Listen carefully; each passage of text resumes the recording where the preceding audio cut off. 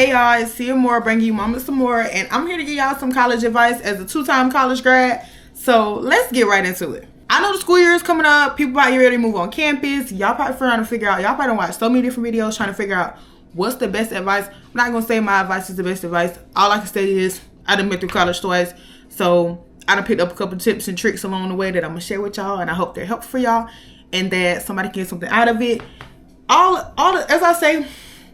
As I say all the time, if there's something that you can share in the comments that you feel like work for you or that you've been doing and you're like, okay, this might seem like it could work for the next person, feel free to drop it down below, because this is the community, y'all. This is the conversation. We continue the conversation in the comments. That's all fine with me. So let's get right into the tips. I have a mixture of tips that can be used academically and personally, but we're just going to get right into the tips. The first tip is to get your major card as soon as possible. Now, each school might call it something different. At my first school, my undergrad, we called it a major card, and basically your major card just contained all the classes that you needed to take to be able to graduate with the major that you chose. The purpose of getting this as early as possible is because there are going to be times where there are changes to the major, and you may have to either take more classes or the amount of classes that you have to take for your major change. So say for instance, you come into class, you come into school your freshman year knowing that you want to be a psychology major, but you wait until your junior year to actually confirm that major and have it written down that this is your major, because you can't go to school undecided.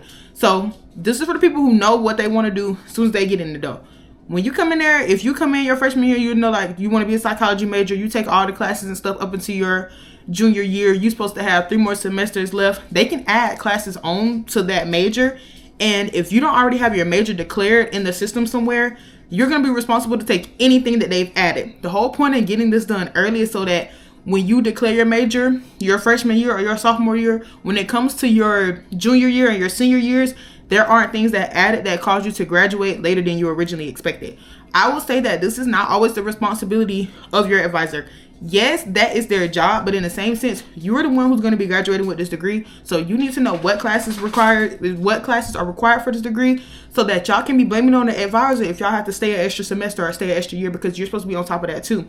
Another tip that goes hand in hand with this one is that whenever you have your major card, because once again, it's called something different for every school. You can go on your school's website. It'll show all the different majors, and it will show you all the different classes that you need to take if you want to graduate with that major. Same as minors, same as concentrations. Declare those as early as possible, because you don't want to get into later on in your years of college and things are being added, and then you have to be responsible for them because you did not declare. Every school may not work this way, but my school did. So the earlier you declare, the better. And if you do end up having to get a change of major, that's okay. Just change it over. It only takes a couple signatures, maybe like one from you, one from your advisor, and then another advisor if you have to get a new advisor due to the major change. But get that major card and get that major declared as early as possible so that you can still graduate when you intend to. When it comes to taking classes for this major, I'm gonna tell y'all what I used to do. Y'all can do this digitally, y'all can do this manually. I used to do it manually. With my major, I was a business administration major with a concentration in accounting. So once I went to my school's catalog and looked at all the different majors, I printed off in the library. I printed off for free, might I add. I printed off the major card, and then every time it came time to select classes for the upcoming semester, I would pull out my major card. I would highlight what I've already taken.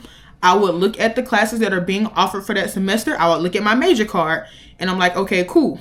If there's a class that is not highlighted and that is being offered and it's on my major card, I'm going to sign up to take this class, so that when I would get to my advising meeting, we wouldn't have to sit there for a full 30 minutes trying to figure out what classes I need to take, what classes are being offered. I would already do that before the advising meeting, so that I could basically tell her, look, these are the classes I want to take, these are the times, and all she would have to do was confirm. She's still going to look over, of course, and make sure that I have the right classes, but something that people have to plan out for an hour, 30 minutes to an hour would literally take us 10 to 15 minutes. So do that as early as possible. The next tip / piece of advice is to befriend your upperclassmen, and specifically the upperclassmen in your major.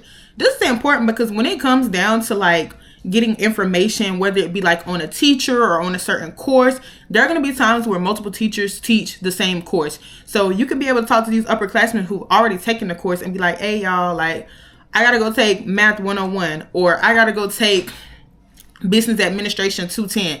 Who is the best professor out of the 3? Or what's y'all opinion on these professors? Like, how do they test? How do they teach? Like, what's their class style? Like, you can ask people these questions.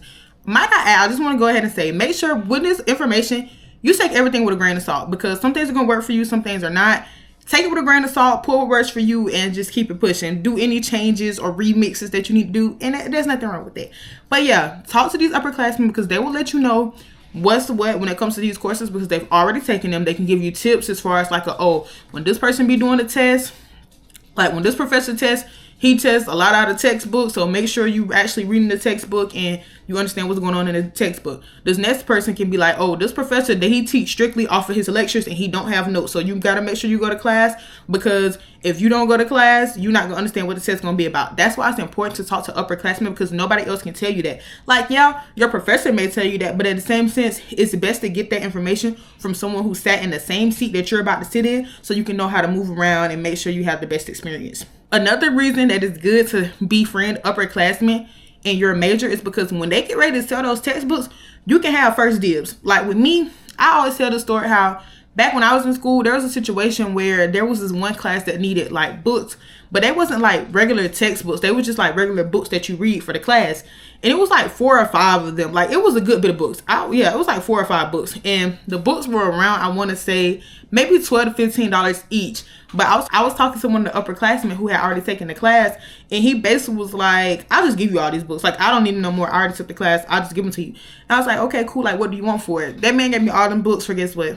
A Bojangles meal. And that's one of my favorite college stories to tell, because it's like, look, they no longer have a use for a book. There have been times where I just gave people the books just because it's like, okay, yeah, you can sell the books and make some money from it. There's nothing wrong with that. But in the same sense, you probably not gonna use that book no more. So it's like, what you gonna do? You gonna let it sit in your room and collect dust, or you gonna give it to somebody who can actually use it? Because I have been giving books for free. I've given books for free, because we gotta work together when it comes to this college, come to the school thing. Okay. The next thing is to go to school in state if you don't go to a school that is paying for everything. Hear me out. I know some of y'all are probably ready to get out of your hometown. I'm not saying don't leave your hometown. I'm saying stay in the state, because staying in the state can have advantages when it comes to going to school. With all the things that's going on in the world, with the loans and people not being able to get aid for real, y'all gotta be strategic when it comes to school, because y'all don't want to be going into $1 million of debt because you chose the wrong school. You want to go miles and miles away, and now you 6 figures in debt with a degree that may not be able to pay that debt off within a lifetime once you get all your other bills aside. So when it comes to going to school, it's best to go to school in the state, from my opinion. That's what I say. Because even if you do go to a private school, because private school tends to have the same cost for in-state and out-of-state tuition when it comes to their students, you are not going to be eligible for the same scholarships that someone who in-state is. Because I see this so much when it came to my school. Like with my school, it was around 50-something thousand a year, and people thought it was expensive. But it's like, I used to get the South Carolina Life Scholarship. I used to get the South Carolina Pell Grant. There was another scholarship, I can't think of it off the top of my head, but there was another scholarship that I was eligible for just because I was a resident of South Carolina. And it's like, if you go to another school, even if it's a private school, you can have the same tuition costs as someone who's in that state, but you're not going to have the same opportunities as far as residency scholarships because you are not from that state. That is not to say that you cannot go to a state. That's not to say that you can't go to a school that is out of your state. It's just saying be strategic and be smart about the way you do this thing, because if you do go to a school out of state, make sure they got you a lots of aid to where you're not having to come out too much out of pocket, because you don't want to be running up too much debt when it comes to this degree. Like, yes, it would be worth it if you have a degree in the end, but at the same sense, make sure you're coming out of school. If you're not coming out debt free, make sure you're coming out with a comfortable amount that you will be able to pay by the time the 10 years is up for your repayment for your student loans. And if y'all want to talk about student loan repayments, we can talk about it in another video. I'm in the process of repaying my student loans now, but I have a number that is not terrible and that can be paid within a reasonable amount of time. Next tip is to wait until you've had your first test in all of your classes before applying to jobs, if applicable. I know there are going to be some situations where people are putting themselves through school, so they cannot afford to not work. But for those people who are just going to school and their parents handling costs, they just need some money in their pockets for their day-to-day activities, or they want to do something with their friends on the weekend, do not get a job until you've been through all of your classes and until you have a test in all of your classes. One of the ladies who worked in the admin office told me this at my school, and she was basically saying the whole point of this is because when you're taking your classes, you want to be able to get an idea of what your coursework looks like as far as your tests. Because once you take that first test, you get an idea of how your professor tests. You get an idea of what you're going to need to study for in preparation of those tests. You get an idea of the distance between the tests, because you're going to be taking more than one class. So you could have situations where you're taking 2 to 3 tests within the same week, and working outside of that might not be the best idea. Or working a certain amount of hours outside of that might not be the best idea. So it's best to get an idea of what your course load is going to be like. And the best way, one of the best ways to do that, is to wait until you taking a test in every class for that semester, because then you will have an idea of your true availability. And then you can actually tell these people like, hey, maybe I can't work 20 hours a week. Maybe I can just work 12 to 15 hours a week. And when you do go to looking for a job, look at your work study job. I sound so country when I said that. When you do get to looking for a job, look at your work study jobs first, because those are going to be the jobs that work pretty well with your schedule, and they're probably going to be on campus, so you don't have to spend a bunch of money and gas just going to the money. Because then by the time you already working a part-time job and you have to go travel, by the time you get that check, your check gonna be your gas money. It's gonna be like, what's the point? It's also good to just do work study jobs as well, because a lot of times you can do a work study job that's related to your field. So then, like your field or your major of study. So then when it comes time to doing internships and stuff like that, you can eventually turn into something that's paid more, because you already have somewhat of experience from your work study job. The next thing is to make sure that you make friends at school. Do not be one of those people. Listen, I used to be an RA. So I used to see those RA as a resident assistant, basically like the hall mom. If you're in school, you're going to get a whole spiel on your RA. Whenever you first get there, they got to introduce yourself. They're going to be the ones putting the names on your doors, all that good stuff. But I used to be an RA. I have dealt with so many residents who did not want to make friends, or they just was there for school and would go home on the weekends, or they just was not a social person. And I will say, when it comes to being in school, especially if you're going to a school where you don't really know too many people, or you're going to a school where some people go to school where their high school class graduated and went to the same school. So some people do stuff like that. But if you're going somewhere and you're the new kid on the block and you really don't know too much about people, y'all need to get out there and y'all need to find some friends, okay? Because your school is going to become your home away from home. It's going to get to a point where you're at school more than you're at home, or like in your hometown, or whatever the case may be. So have your friends, make friends. Y'all need somebody who, after you've been through your classes Monday through Friday, y'all need somebody y'all can go out to eat with on Saturday to kind of decompress. Y'all need somebody who, when it comes to an event and you're nervous to go by yourself, you can call up your friend and say, hey, can you come to this event with me? Y'all need somebody who can coach y'all through that mental block you having when it comes time for a test, and you know you got to study, but you just don't feel like doing it. Y'all need somebody in y'all corner, because that family at school is so important, y'all. I tell y'all, there's been so many times where me and my friends had to hold each other accountable or just be there for each other, and it don't have to be nothing too crazy.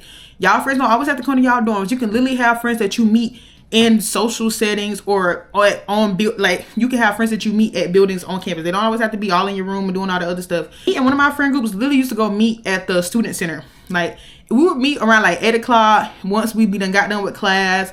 People in the shower and stuff like that, and they just want to go get something to eat and chill and talk. Me and some of my friends literally used to do that. We literally used to just do that, because y'all need that community. Community is important, okay? People say that it takes a village to raise a child, but they don't mention how once you get older, you still need that village. It just look a little different. So find your village at school, because it's very important. Next tip, and this is especially to people who are like athletes, because y'all gonna be on campus early. Do not talk to anybody romantically until you've been to all of your classes and until you've been to a couple functions. So y'all know how earlier I was saying with the tests in your jobs don't apply to a job until you've had the first test off your classes. This is a similar mindset, but I will let y'all know that when it comes to being on a college campus, I know a lot of people, when they graduate, they put like where they're going to school at, or they'll put their school in their bio with their graduation year. People see that and they plot. They will plot on you. It will be upperclassmen who see you putting NCAT. What is the years? They'll see you putting NCAT 2030, and next thing you know, they beat the DMs down. Okay, they plotting. Wait until you've gone to all of your classes and went to a couple functions before y'all try to talk to somebody romantically, because I mentioned athletes in the beginning because I know athletes normally they'll be on campus like a week or two before everybody else, and then you could be a volleyball player who done met a basketball player, and now y'all talking, chatting it up. But then you get to class on the first day and you see this other person and was like, wait, like, why he kind of cuter? Or like, why are we more compatible? Or he seemed like he more serious about school and he not just here for his sport or something like that.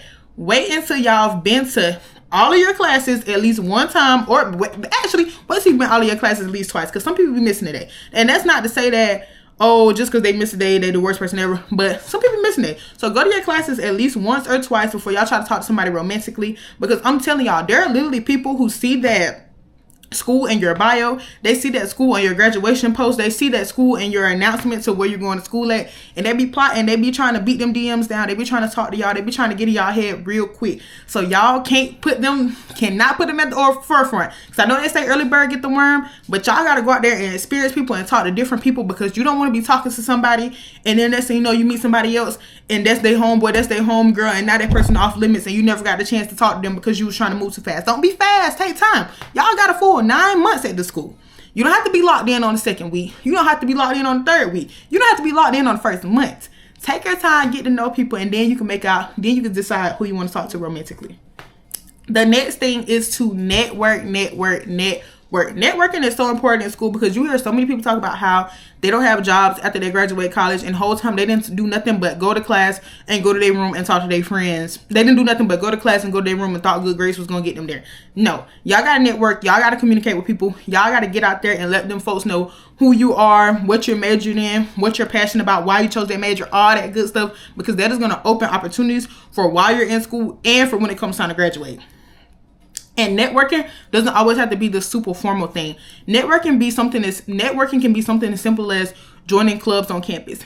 This is my take when it comes to joining clubs on campus as someone who's been a member and somebody who's been a leader. When it comes to being on campus, with your freshman and sophomore year, take that as your time to be a member of the different clubs and organizations. Become a member, go to their events, see what they're about, see what their missions is, see what the purpose of their group is. And then once you become like your junior, and once you get to your junior and senior years, you can start applying for leadership, because after you've been a member for at least a year or two, or even just a semester, you can get an idea of how things are ran. And then there are going to be people who are graduating and they're going to need more leaders. So then you can become a leader, and then you can be networking, and then you have things to put on your resume, because y'all want to build that resume. Y'all don't want to get there. Y'all don't want to get to graduation and all you got on your resume is that you was a football player with a 3.5 GPA. They're going to be like, okay, that's cool, but like, what else did you do? Like, what else did you do? And another tip I like to tell people is to find a meal that you can eat in your dorm. I know people probably be like, what? There are going to be some times, especially for my people who don't have cars, there are going to be some times where the dining hall does not have what you want. And depending on if your school is big or small, you might not have that many options outside of the dining hall. So if the dining hall got something and you're not really feeling it for that night, you need to find a quick little meal that you can make in your dorm. For me, I used to love these little, I can't even think of the brand, but they got like green on the box. If I can find a picture, I'll find a picture. But I used to love this one little brand of potato skins. And I would put that in the microwave real quick. When in dining hall, they had nothing I wanted, but I still need to put something on my stomach. There's also bagel bites. If y'all know what bagel bites is, I used to eat those. A good bit. I used to keep some like bananas in my room, some applesauce, something like that. Just keep something in your room that you can eat and prepare in your room, so that if there's a time where you get to the dining hall and they have something that you don't really like, or you feel like you're not feeling that for the night, you can still eat. You're not going to bed hungry or having to spend a whole bunch of money on DoorDash or having to spend a whole bunch of money going out to eat. Find you something that you can fix in your dorm that's like still good for you, but also you ain't got to spend $1 million to eat it. That's all my tips for today. If y'all have any more questions, if y'all want me to go drill down into some of the things I said, or talk more about it, go more into detail, let me know in the comments. I plan to have another one of these videos because this one's already kind of long. I didn't want to be making an hour-long video about college tips. But if y'all do have any questions, y'all have anything y'all want me to talk on or elaborate more on, let me know, y'all. I've been talking so fast because I do not like having to put out such long videos, because I personally don't like to watch long YouTube videos. But I know it's going to be helpful. I know school is right around the corner. It's about to be August. People about to be moving in. I just want to be able to give y'all some tips because I know that they'll probably be helpful to someone. But that's all I got for today. Y'all have a good one. I'll see y'all in the next one.